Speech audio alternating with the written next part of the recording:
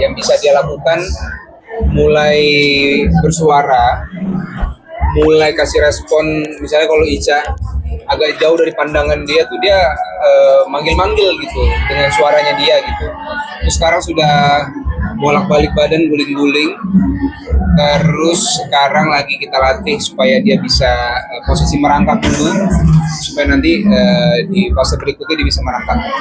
Oke Mas, di video suka sharing bikin empati sama Ica bareng untuk dia seperti apa sih, ikut terlibat langsung ya, walaupun ini bukan anak pertama ya, tapi kayak membuat dirasakan atau seperti apa sih Mas? Iya, jadi karena di usia ke-6 bulan ini kan udah mulai makan, ya udah mulai empati. Jadi Ica mulai mempersiapkan tuh tiap pagi sekarang apa yang Lia mau makan di hari itu gitu ya. Nah, saya biasanya membantu untuk Lia semangat makannya.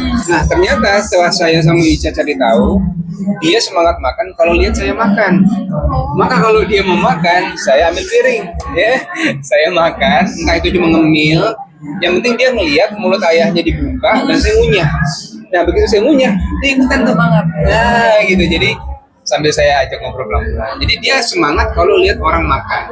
Bahkan kadang-kadang kalau abang-abangnya ini kalau lagi sore atau malam, abang-abangnya makan, dia duduk, dia ngeliatin, dia minta juga gitu, dia pengen makan. Jadi lihat orang makan, dia semangat. Jadi bagi tugasnya itu sama Ica, saya tugasnya mancing dia makan, dengan saya makan, Ica yang nyuapin gitu. Oke, berarti peran kedua orang tua itu penting juga, bukan hanya ibu aja ya Mas ya, untuk yang semuanya ibunya, peran ayah juga penting berarti ya Mas?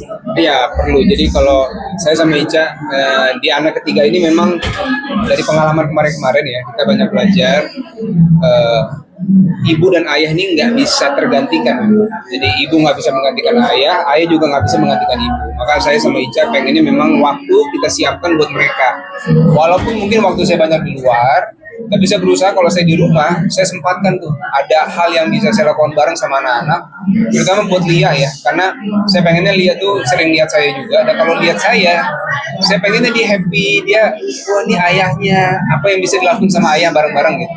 Benar nggak sih Mas, kalau salah satunya menjaga keharmonisan kekompakan suami istri itu terlibat langsung berdua, apa-apa harus berdua. Oh iya. Mulai dari anak juga, itu benar ya Mas katanya? Bener banget, karena komunikasi suami istri itu bisa tercipta baik gitu ya. Walaupun mungkin dalam pelaksanaan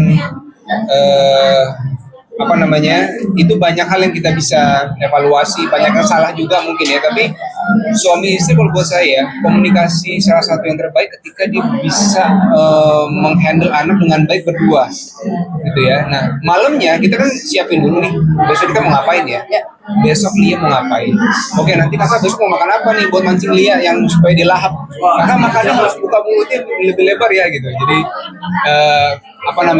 obrolan itu kalau buat saya sama Ica cukup berarti lah untuk kita hari-hari ini ya. Rencana mau umroh dong, seperti apa katanya Januari, insya Allah mau melaksanakan umroh sama Ica ya, seperti apa sih persiapannya Mas? Iya kan, wartawan namanya juga. Masya Allah. Gimana Mas persiapannya? Jadi insya Allah di akhir tahun ini, awal tahun depan ya, awal tahun Januari. depan. Ini masih kita ini ya, antara akhir tahun atau awal tahun, karena ini mencocokkan libur sekolah anak-anak juga. Di situ nanti karena Rendra Malik ini udah pengen banget ya.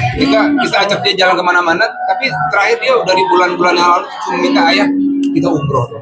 Kita mau lihat Ka'bah, kita mau ke Mekah gitu. Jadi insya Allah saya sama Ica sudah planningkan di awal tahun depan, insya Allah kita akan mudah-mudahan dilancarkan untuk bisa berangkat. Nah, bibinya ikut juga nih, nggak Mas? Ikut, Lia kita ajak juga sekeluarga sama ibu saya juga ikut insya Allah.